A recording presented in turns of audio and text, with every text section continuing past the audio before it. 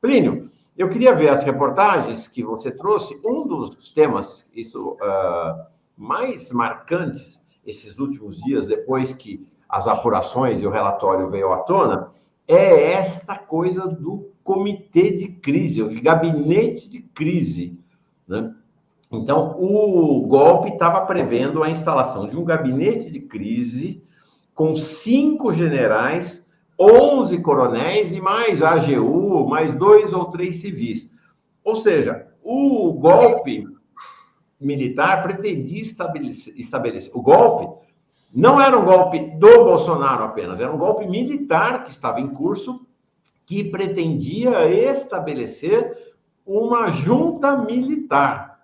E vocês veem aqui, ó, o coordenador-geral do gabinete de crise, o chefe do gabinete de crise, o Heleno, e o coordenador-geral, o Braga Neto, eles com mais aquele general, o Mário Fernandes, que foi o comandante operacional da tentativa de golpe, comporiam o trio de direção do gabinete de crise. Eu começo a achar, sabe, Plínio, Rebeca e gente, que o Bolsonaro não detonou o golpe porque ele reparou que ele ia ser marionete do golpe. O Bolsonaro não ia ser ele o poderoso, o todo-poderoso do golpe, não. A gente estava na possibilidade de ver repetido aqui no Brasil o que aconteceu no Uruguai, nos anos 70, no golpe uruguaio. Este que vocês estão vendo aí, com os militares batendo continência para ele, né? Pois é, batendo continência para ele, era o Juan María Bordaberry. Ele foi eleito presidente do Uruguai em 1972, deu o golpe em junho de 73, né, naquela safra dos golpes militares aqui na América Latina, só que aí ele continuou como presidente, mas não mandava nada. Ele era uma marionete na mão dos militares. Foi a junta militar uruguaia que mandou no país até por praticamente 10 anos. Por praticamente 10 anos. Este me parece que era o caminho aqui. A gente ia ter uma junta militar mandando no país e não o Bolsonaro, não. Não ia ser capitão mandando, não. Ia ser general e coronel, né, Plínio? Exato. Tem uma questão que a gente tocou semana passada aqui e que eu tenho trocado informações, principalmente com o Kleber Lourenço, que é colunista aqui na Fórum, que tem muita fonte no meio militar. Então, a gente está costurando algumas histórias e eu acho que é interessante a gente colocar isso. Semana passada a gente falou aqui que era um golpe dado pelo PMB, né? Partido Militar Brasileiro, na verdade. E, ó, eu não tenho dúvidas, viu, Rebeca e Mauro, que hoje, com as informações que eu apurei, que eu tenho aqui, é que o golpe foi militar. É um golpe militar, diferentemente do que estão colocando como um golpe do Bolsonaro, né? Tanto é tão interessante porque a gente soltou uma matéria na semana passada, o Kleber deu um furo aqui, que mexeu muito na estrutura ali dessa área militar do bolsonarismo, que foi justamente essa questão do golpe dentro do golpe, né? Que a ideia era formar esse gabinete que o Mauro passou, né? E daí, a partir daí, esse gabinete seria um gabinete com Heleno, mas seria comandado pelo Braga Neto, para que eles pudessem... A história que contaram para o Bolsonaro, qual que era? A gente coloca esse gabinete, depois que o Lula, o Alckmin e o Moraes foram assassinados, e a gente ter feito a transição, e daí a gente arruma uma maneira de colocar você depois como ditador, né? Como o cabeça da ditadura. Mas dentro da investigação da PF e dentro da cúpula militar, a ideia é que o Braga Neto daria esse golpe. Ele seria o presidente. E a questão foi tão perturbadora para o Braga Neto, porque, assim, do indiciamento até agora ele não se pronunciou, viu, Mauro e Rebeca? Mas do golpe, dentro do golpe, ele soltou uma nota. Né? Ele soltou uma nota falando que é inacreditável, fantasiosa, ou seja, acusou o golpe, né? Sentiu. É isso aí. Então ele saiu com essa história, e é interessante que eu fui apurando algumas informações, né, junto com o Kleber, e a gente vê que, ó, eu escrevi um artigo na sexta-feira de que esse golpe não acabou, gente. É um golpe militar, dentro de uma estrutura militar, não acabou, existe ainda uma adesão muito grande dentro do meio militar, principalmente nas cúpulas aí, de gente importante, dessas teses translocadas de que houve fraude, essas questões, e isso segue. Não são 25 militares que vão mudar a estrutura que existe dentro das Forças Armadas.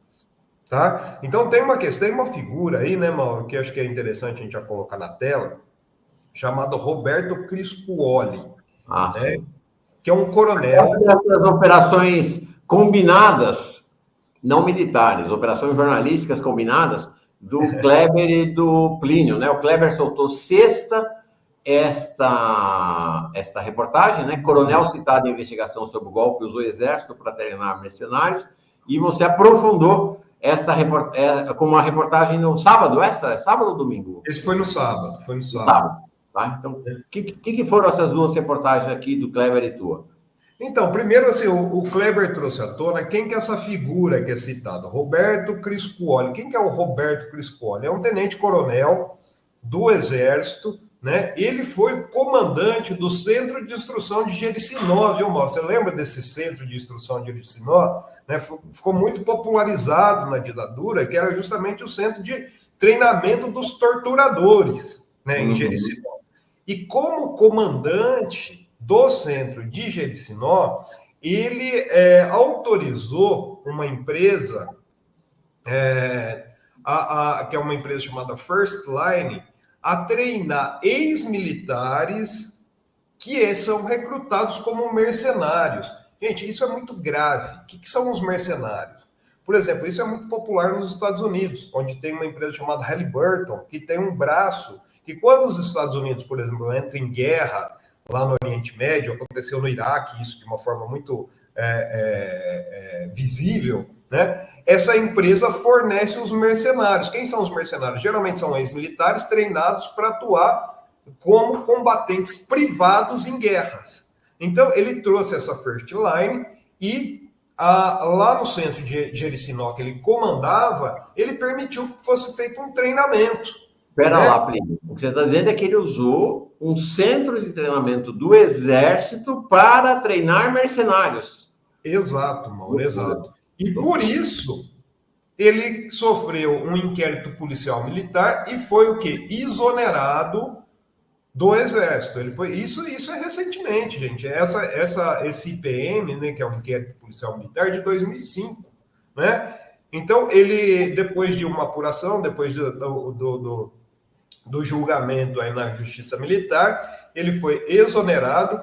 E essa empresa, a First Line, ela é representada aí no Brasil por 2 italianos, né? 3 italianos, na verdade, Giovanni Spinelli, Cristiano Melli e Salvador Milho, né? Depois que o coronel Crispuoli saiu, foi exonerado do Exército, o que ele fez? Ele se juntou a esses 3 italianos, né? Na verdade, a 2 deles, que é o Giovanni Spinelli e o Salvador Milho, para ser o representante no Brasil da STAN Estratégica. O que é a STAN Estratégica? É justamente uma transnacional que treina militares, ex-militares, como mercenários, né? Então, hoje, ele é o cabeça, ele está solto, o Roberto Crispuoli está andando por aí, ó, está andando em Copacabana, pescando em Mangaratiba, né? Ele é, hoje, o representante de uma empresa de mercenários. E daí, no sábado, a outra reportagem,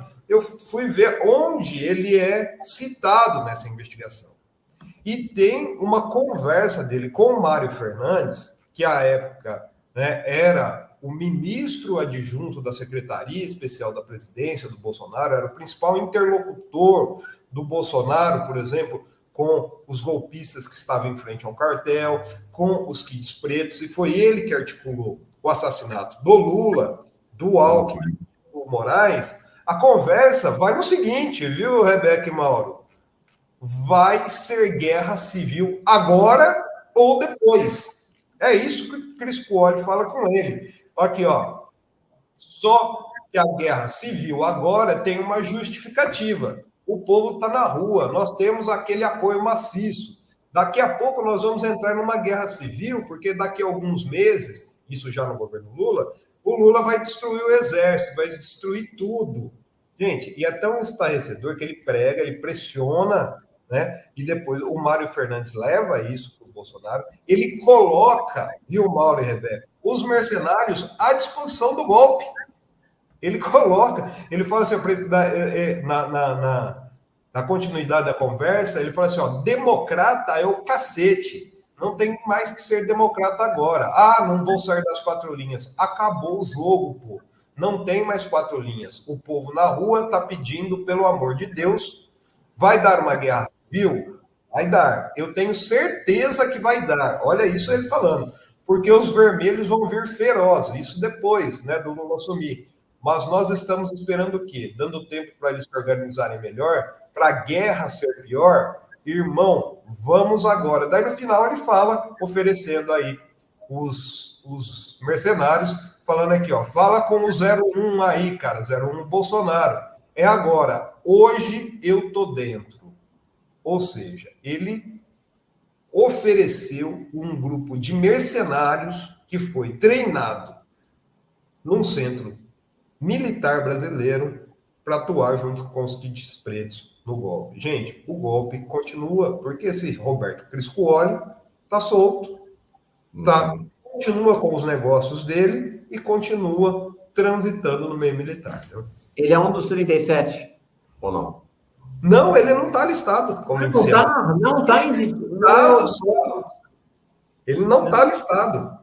Por isso que eu falei, a apuração que eu fiz, a primeira informação que eu tive, é que seriam mais de 40.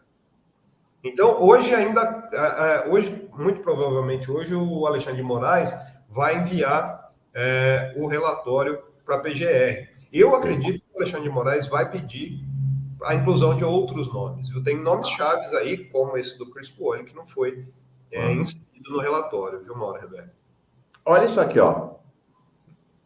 Quando você fala, né, de que era um golpe militar. Isso aqui, gente... Inclusive, eu fui atrás disso por conta deste coronel Fabrício Moreira Bastos, que foi condecorado pelo presidente Lula no ano passado, com a Ordem do Rio Branco, e que foi um dos articuladores deste abaixo-assinado. É incrível isso, incrível que o presidente Lula não tenha sido informado pelo comandante do Exército e pelo ministro da Defesa de quem era o sujeito que ele estava condecorando.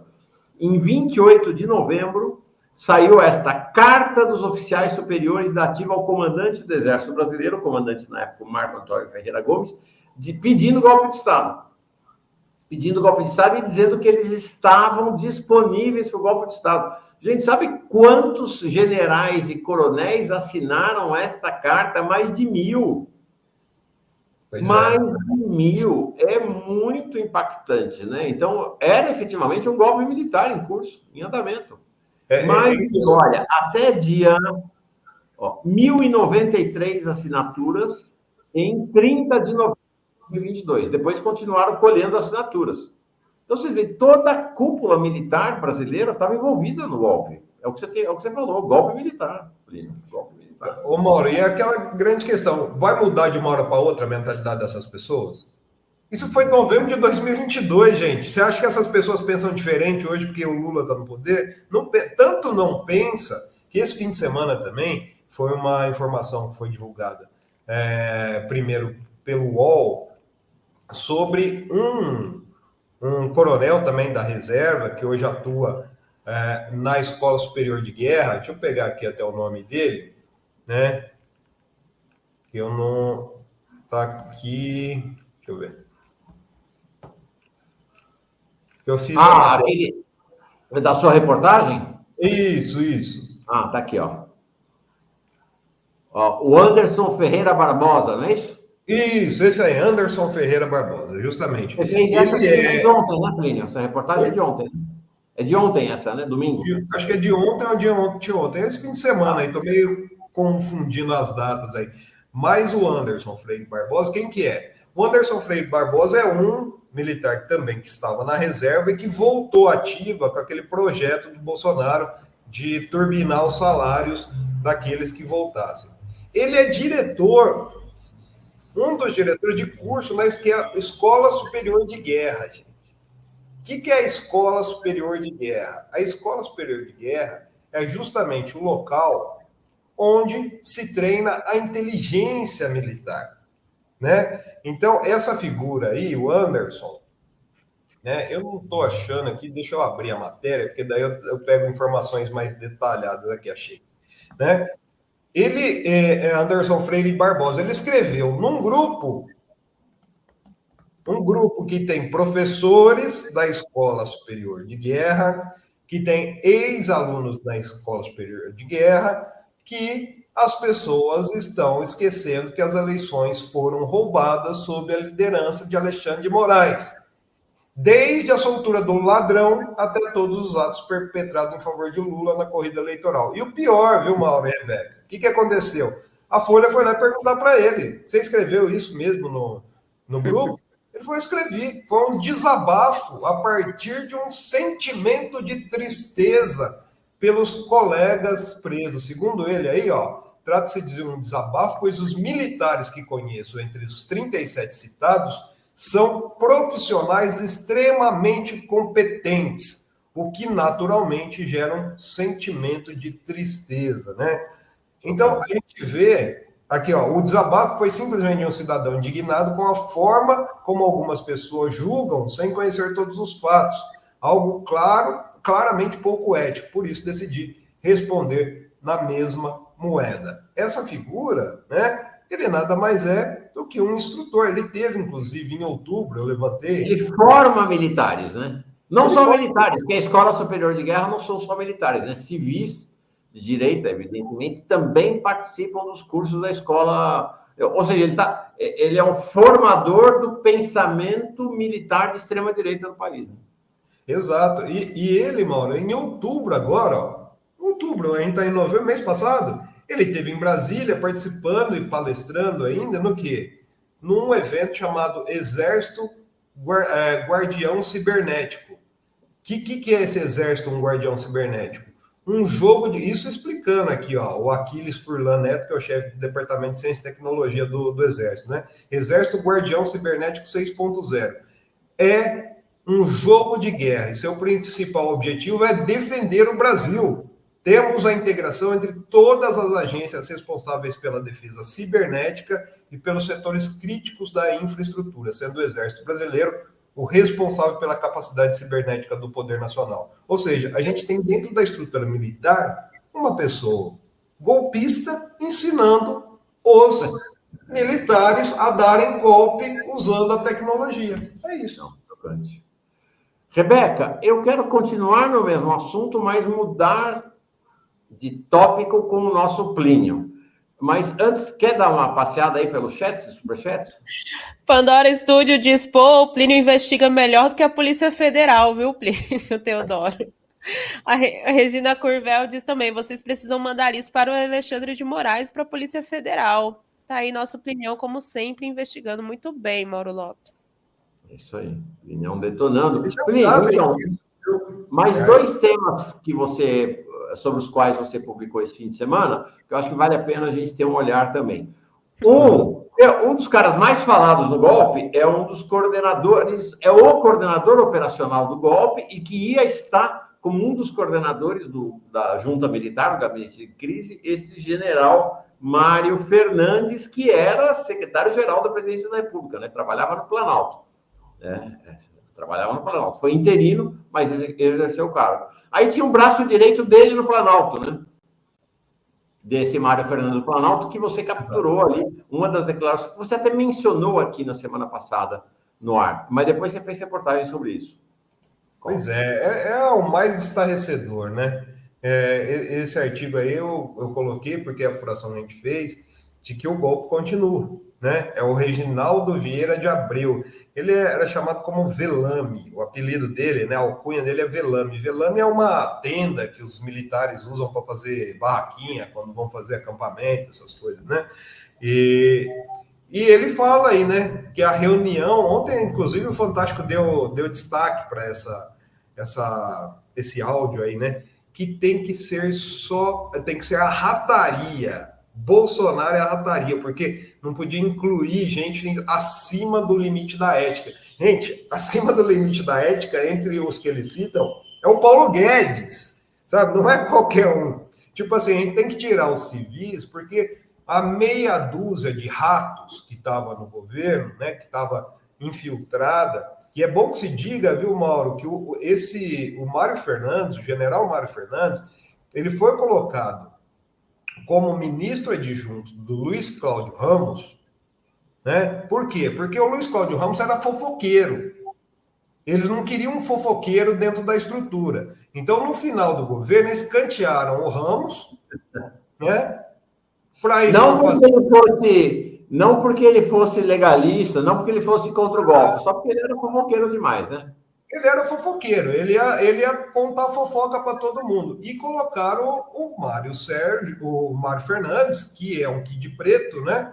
E junto com o Mário Fernandes, ele levou o Velame, que é essa figura horrenda que fala isso, que tem que ser a rataria. A rataria, o que é? A rataria é a ninhada de ratos, um conjunto de ratos, para decidir quem a gente vai matar e como a gente vai governar o país. Gente, se isso não é uma coisa que causou geriza nas pessoas, o que vai causar? Eles se classificam como ratos, viu, Rebeca? Eles. Nós somos os ratos que estão fazendo o quê? Estão acabando com a estrutura das instituições. Isso segue, essas pessoas continuam. Muitos dos militares, a maioria dos militares indiciados, estão na ativa, ainda estão em processo. Inclusive, o Tomás Paiva falou que essas pessoas só vão sofrer processo na justiça militar depois que eles forem condenados na justiça comum. Ou seja, eles só vão ser expulsos, exonerados das Forças Armadas, depois que eles forem condenados pela justiça comum. E seguem dando gastos. Um tenente-coronel, que não é um cargo como um sargento, o salário bruto dele é 27.500 por mês. E assim, no caso, por exemplo, dessa figura que a gente colocou aí da Escola Superior de Guerra, todo o deslocamento que eles fazem pelo Brasil é pago com dinheiro público. Gente, os ganhos do Bolsonaro serão de 100 mil reais a partir do ano que vem. Mensais, viu? Mensais. Mesmo se for preso, né? Oi? Mesmo se for preso. Ele não vai perder isso, né? Porque ele recebe todo esse dinheiro, é dinheiro público. Porque é aposentadoria como militar, é aposentadoria como deputado, como ex-presidente e ainda recebe dinheiro do PL, do fundo partidário, para aproveitar a vida. Tanto que ele estava esse fim de semana, é incrível. Eu fiz uma outra matéria também, viu, Mauro? Não sei se eu colocou aí, mas é uma coisa assim que gera indignação. Que ele fica assim, ele estava lá em Alagoas, em São Miguel dos Milagres. Passou uma semana de férias lá, de novo férias, né? E ele estava com o Gilson Machado, e o Gilson Machado e o filho do Gilson Machado, que são de Pernambuco, e tem esse empreendimento no litoral de Alagoas, postando imagem, postando vidinha dele, olha como é simples, conversando com as pessoas, comendo pastel aqui, ó, abraçando as pessoas. Enquanto isso, a Michele e a Letícia Firmo estavam na pousada do Gilson Machado Neto, que custa a bagatela, viu, Rebeca, quando você quiser ir para Alagoas, se hospedar lá, você e o Carlos, vocês podem ficar lá nessa pousada do Gilson, que a bagatela, você vai pagar no mínimo de diária R$ 2.750 de diária. A diária chega a R$ 6.100. Bolsonaro passou pelo menos uma semana lá. Então, assim, a Michele, a filha dela, posando, ostentando, sabe, posando na beira da piscina. Daí o Gilson Machado lá falou para os funcionários, não, vamos colocar essa foto aqui nos stories do Instagram. Então, assim, eu não sei como é que as pessoas que são seguidoras, né, bajuladoras desse ser, não conseguem enxergar isso, né? Pinhão, para encerrar, nosso Yuri, deixa eu ver, já está aqui. Yuri já chegou. Até o Julinho. Julinho vai agora vai acompanhar o noticiário internacional. Daqui a pouco tem Julinho. Para encerrar, pelo menos um plazinho, ainda que muito breve, sobre essa história. Esse advogado do Cid é muito esquisito, né? E aí ele primeiro disse que o Bolsonaro sabia do plano para matar Lula, né? Que disse que o Cid tinha dito que o Bolsonaro sabia. Depois recuou, depois voltou atrás. Conta essa história. Esse sujeito é muito estranho. Isso aí, o César Bittencourt, que é o advogado do Mauro Cid, na sexta-feira deu uma entrevista para André Sadi, na Globo News, estava Andréa Sadi e a Flávia Oliveira. E foi interessante que, assim, ele falou no começo ele foi soltando tudo. Falou, não, o Bolsonaro sabia do plano de matar o Lula, sabia de tudo, sabia do golpe. Daí deu um problema técnico, a câmera dele virou. E ele saiu do ar para consertar a câmera. Ele voltou com uma cara totalmente constrangida e automaticamente ele já pediu para retificar uma informação errada. Que ele não falou nada. Eu vi isso, cara. Ele não tinha falado nada que matou. Daí, inclusive, a própria Andréa Sadi, chega uma hora, viu, Rebeca, fala assim, ô doutor, o senhor está sendo pressionado durante a entrevista? Ele, não, é que são muitas informações, não sei o quê, eu estou sendo pressionado pela entrevista, ele falou. Mas ele mudou completamente o semblante. E daí, houve uma apuração aí de um dos meninos lá do Metrópolis, que mostra que o Mauro Cid, ligou e deu uma dura nele. O próprio Mauro Cid? O próprio Mauro Cid falou, o que é esse negócio que você fala que eu falei? Você para de estar com a língua nos dentes, porque você está entregando, tá? Tomou uma dura do Mauro Cid. Gente, isso é interessante, porque é a sequência do golpe, eu tenho chamado isso, existe, a estrutura não foi desmontada, embora o Bolsonaro, o Braga Neto estejam acuados, rato acuado, a gente já falou muito disso, ele ataca, né? Então, o que está acontecendo? Existe, sim, uma pressão. O Mauro Cid, segundo as fontes que eu ouvi, ele contratou o César, né? Na verdade, foi contratado pela família, porque o Mauro Cid tem muito medo do Sidão, do pai dele, né? E por que ele tem muito medo do Mauro Cid, né? O Mauro Cid pai? Porque é o general que tem trânsito dentro da cúpula das Forças Armadas. Então, a preocupação dele é muito maior com as Forças Armadas e com o pai do que com o Bolsonaro. O Bolsonaro vai jogar os leões. Mas, se falar ali que sabia, porque essa questão da morte, né, do plano de assassinato, é um plano que o Bolsonaro sabia, mas envolve diretamente o quê? A cúpula militar. Então, a gente precisa ficar muito atento a isso. Informações a todo momento. Aliás, eu acabei de receber uma informação aqui de uma fonte que o sigilo do relatório todo da PF, das mais de 880 páginas, deve ser levantado pelo Alexandre de Moraes só na quarta-feira. Eu estou atrás desse documento, não vazou. Até agora não vazou nem para a Globo. Todo mundo esperando, né? Então, quarta-feira... E eu vou falar para vocês, hein? Quinta e sexta eu estou de folga. Então, qualquer coisa eu passo para vocês. Vocês falam aí. Eu faço uma entrada, tá bom? Valeu, vai sim. Nada de folga. Tá folga da redação. Aqui do Fórum Café tá não. Tem entrada. É isso aí. Valeu, Plinião. Boa semana para nós aí. Boa semana, gente. Um beijo.